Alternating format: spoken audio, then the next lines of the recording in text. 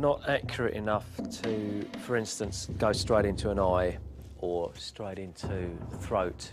Were it carrying poison, then all it's got to do really is get underneath the surface of the skin, poison into the bloodstream, and it could be quite lethal. The test has revealed that while the mechanism would have been powerful enough to deliver a surprise poison attack, its lack of accuracy would have made it an unreliable assassination tool unless used by an experienced operative. The history of assassination in China is as old as the country itself. In 221 BC, after 500 years of relentless and ferocious warfare, the country was unified under the Emperor Qin. In 700 BC, there were about 1,000 independent states. By 220, there was just one left, and that was Qin, which incidentally is where we get the name China from. It's recorded that the first emperor was at high risk of assassination by his enemies, and that he banned all weapons from the royal palace. But his paranoia left him vulnerable. The result was that when someone did get close to him with a dagger, no one was able to do anything about it. And the Qin emperor was forced to defend himself with the sword. Unfortunately, he was no swordsman himself, and it took 7 blows to finish the man off.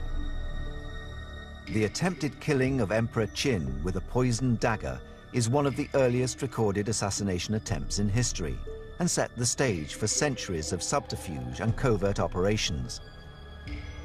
The master armourers would have come up with these ideas. There'd be prototypes built, so over a period of perhaps a few months or a few years or even several generations, these things would be honed whereby they would work absolutely perfectly.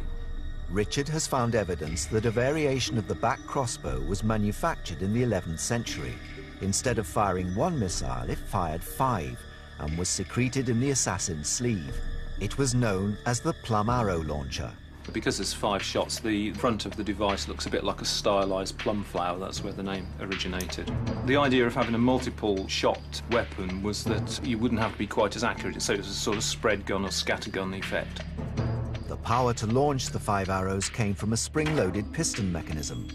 This device composes 2 main components. The front part contains the guides for the little darts and the trigger mechanism, which is that little thing there. And the main body contains this large helical spring and a piston. Grooves on the missiles lock into the trigger plate, so when the trigger plate is released, the pressure of the spring fires them towards their target. Richard will load the plum arrow sleeve, ready for testing. Each of these has to locate fairly accurately inside the recesses in the pistons. And this is the tricky bit where I've got to exert the actual pressure of the main spring. I've got a pretty substantial spring here, so it's taking quite a bit of force. I would think there's probably 30 or 40 pounds force on that spring. There, that's clicked into place. To test the dispersion from a range of 15 meters, Richard has modified the missiles with paintballs.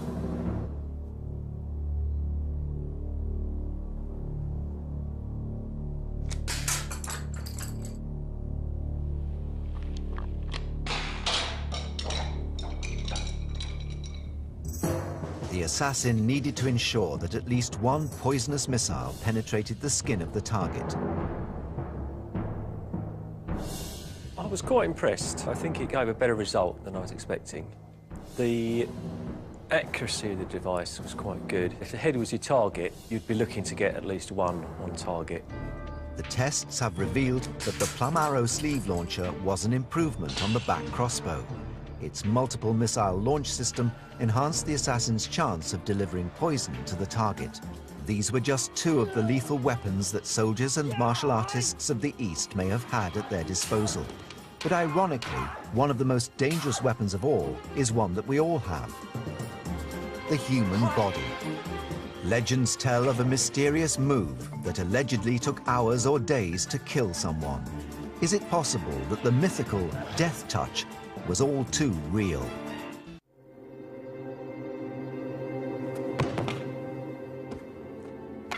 The ancient martial arts are surrounded by myths and legends, but one stands head and shoulders above all others: the so-called death touch.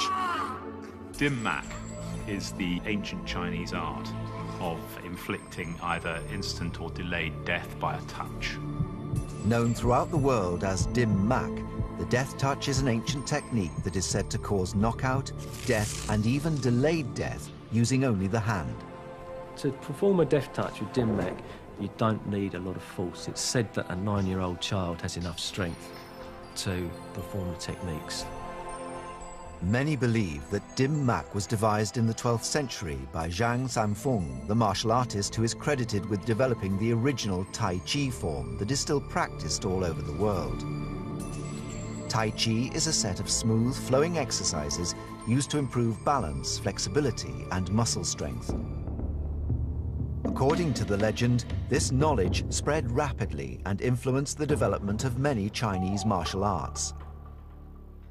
What we practice here in Mountain Wudang is a new system of martial arts started by Zhang Sanfen, founder of Tai Chi. He studied all the other styles of martial arts and integrated them with the Taoist theories of keeping healthy, as well as theories of the body's circulation. This school is located in the mountains of Wudangshan in southern China. Since the 13th century, Taoist temples located high in this 72-peak mountain range have been home to the Grand Masters of Wudang Kung Fu. Zhang Sanfeng's invention was based on the work of his predecessors. He created a brand new series of martial arts techniques by integrating motion and silence with internal and external exercises. The ancient temples of Wudang combined meditation with the art of warfare and developed a technique of using internal power to support external movement. Part of the Wudang philosophy is that within the human body there are networks of pathways called meridians. These carry qi, or energy, throughout the body, which can be controlled for use in combat. The idea that there is qi inside the body is quite a real one. Anything that drives the body, provides a life force, is qi. The points of a dim mak assault on the body correspond to the qi points, or what we know as acupuncture points. Dim mak is the art of more or less attacking the qi. It's quite a scientific process, and it's based on the theory of Chinese medicine. Sports scientist and martial arts expert Dr. Michael Kelly has spent years studying the medical effects of dim mak on the human body. The original founder who linked martial arts and the acupuncture points was said during folklore to have experimented on prisoners and bribed jailers to experiment and see which areas were more vulnerable. Scientists believe that the effects of dim mak are linked to changes in the body's autonomic nervous system. This system unconsciously controls the blood pressure, heart rate, and breathing. If for some reason you compress the carotid artery, the autonomic nervous system thinks that the blood pressure is increasing. It doesn't want the blood pressure to increase beyond a dangerous level. So what happens is a reflex slowing of the heart. As part of his research into the death touch, Dr. Kelly has learnt the ancient techniques. He's able to perform a low-level attack that targets the dim mak points. Coming in, I'm using the branch of the ulnar nerve to squeeze down and bring him towards me. I'm using my palm to strike as he's fighting up. A full-blown dim mak assault effectively decreases the blood flow to the internal organs, leading to dysfunction and then failure. A little bit dizzy, I feel the tingling going through the extremities from the shot, a little dazed. And he's being easy on me, so definitely really put a lot more force in it, there'd be some problems. It's dim mak's legendary ability to inflict a delayed death that has caused the most skepticism. But could the death touch be a reality? If we have attacked a particular meridian, it could be up to 22 hours before the qi actually concentrates in that meridian and the maximum effect is felt.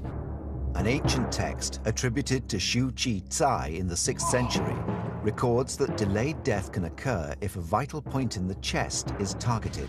One of the old assassination techniques used would be to inflict an injury on the spleen, such as that wouldn't be detected for a number of days. If the spleen is attacked, it will start to bleed internally. After a few days, as the blood continues to seep away, the membrane will expand until it bursts. When it bursts, blood will be released rapidly into the abdominal cavity and death occurs. As part of his research into dim mak, Dr. Kelly also uses modern scientific equipment to analyze its effect on the human body. We're going to bring in a Brazilian martial arts expert. Brazilian martial artists are known for their ability to induce a very efficient chokehold, particularly on the carotid sinus or the stomach 9 point, which is considered the dim mak point. Using an electrocardiogram machine, Dr. Kelly will investigate the effects of dim mak on the electrical activity of the heart. Let's start monitoring now. Viewers are warned not to try this at home.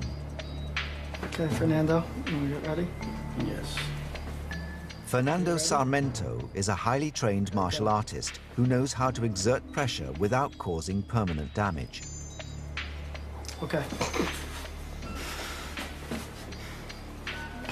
Okay.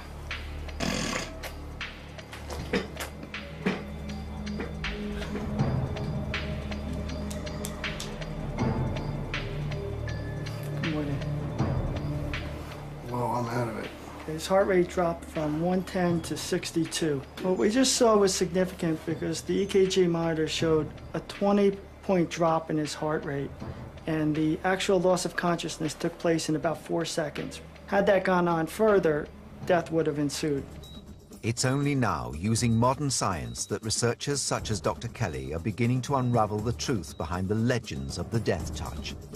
Yet dim mak is not the only technique that uses the idea of controlling the body's qi. Iron shirt qigong is an ancient practice that is said to strengthen the body's internal energy or qi to protect against injury. Chinese Qigong is a very profound and precious practice inherited from ancient China. As you nurture and cultivate qi inside your body and strengthen your muscle and bones externally, you can break stone or bricks.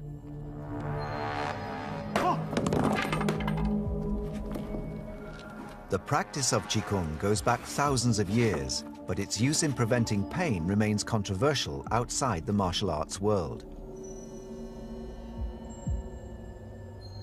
The qi energy in the body, we concentrate this energy at a point and it can take punishment over and above what it would normally be able to take. But could Qigong be more psychological than physical? It is possible to condition martial artists so that they do feel the pain, but they don't worry about it. You bombard the body with so much stimulus, the person who the pain is being inflicted upon comes to accept it as being normal. Why do we hear in Chinese martial arts all the time about how powerful softness is? Don't I want to be as hard as rock? If I can make my body elastic, pliable, like the rubber, then when the body is hit, it will simply deform and bounce out again. But it's not only soft and elastic parts of the body that are said to withstand pain. Qigong practitioners claim to be able to withstand blows to the head.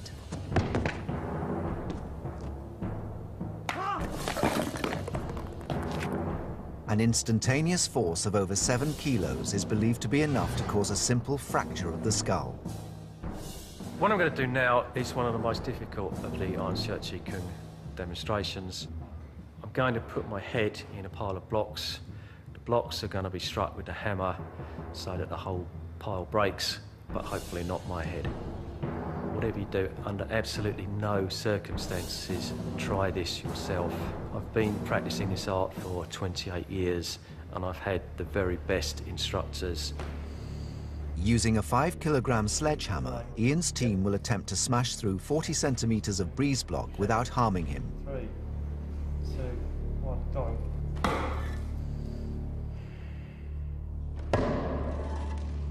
In terms of Qigong practice, obviously what I'm doing is concentrating all my Qi in my head and using the Qi energy to resist injury. From the myths of dim mak to the mystery of Qigong, the history of the martial arts is littered with legends.